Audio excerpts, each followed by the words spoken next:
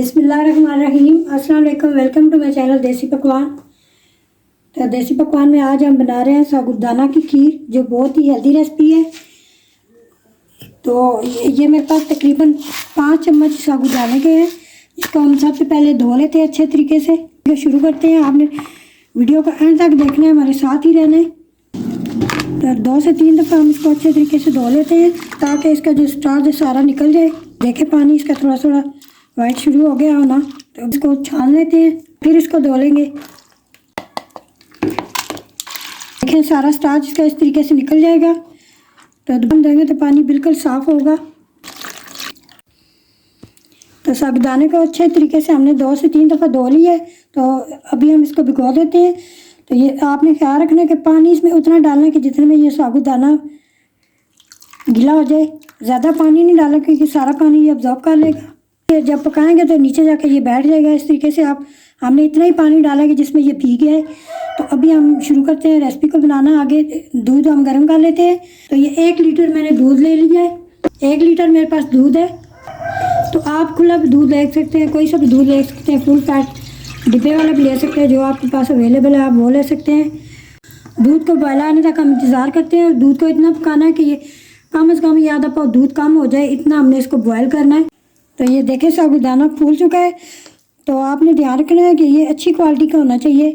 तो अभी पानी हमने इसमें निकाल दिया है, 1 दफ़ा फिर धो लिया है। फिर दूध बढ़ रहा है तो ये जो साथ साथ मलाई आ रही है ये भी इसमें मिक्स करते जाएं। याद रखें कि इसी तरह ठंडे दूध में आपने साबूदाने को शामिल नहीं करना। अभी हम 2 चम्मच इसमें डाल देते हैं। तकरीबन ये सूखा दूध है, आप किसी भी ब्रांड का ले लें, अच्छी क्वालिटी का होना चाहिए, थोड़ा टेस्ट अच्छा आएगा।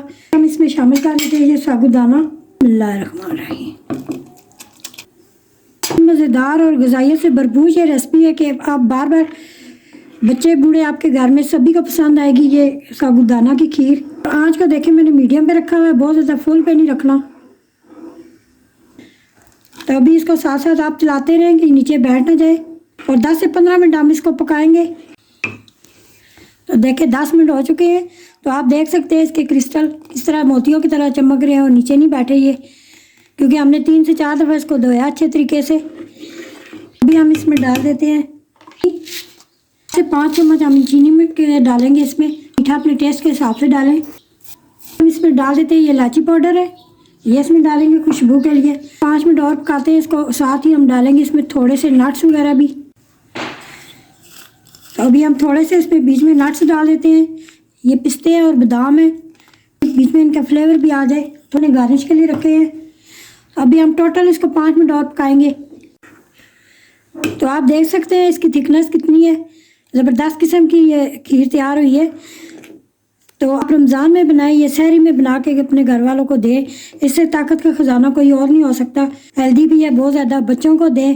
त्यौहार में बनाना चाहते हैं बनाएं। अभी वाला बंद कर देंगे, इसको हम डिश आउट करेंगे। हमारे चैनल पे नए हैं तो चैनल को ज़रूर सब्सक्राइब करें, वीडियो को लाइक और शेयर ज़रूर किया करें। अगर आपने पहले से किया हुआ है तो आपका दिल से शुक्रिया अदा करते हैं। सेहत का ख़जाना और ग़िज़ाइयत से भरपूर ये रेसिपी, उम्मीद है आपको ज़रूर पसंद आएगी। तो मैं फीडबैक ज़रूर दीजिएगा। अपना और अपने पैरों का बहुत ज़्यादा ख्याल रखना है। तो नेक्स्ट वीडियो तक हमें दें इजाज़त। अल्लाह निगहबान।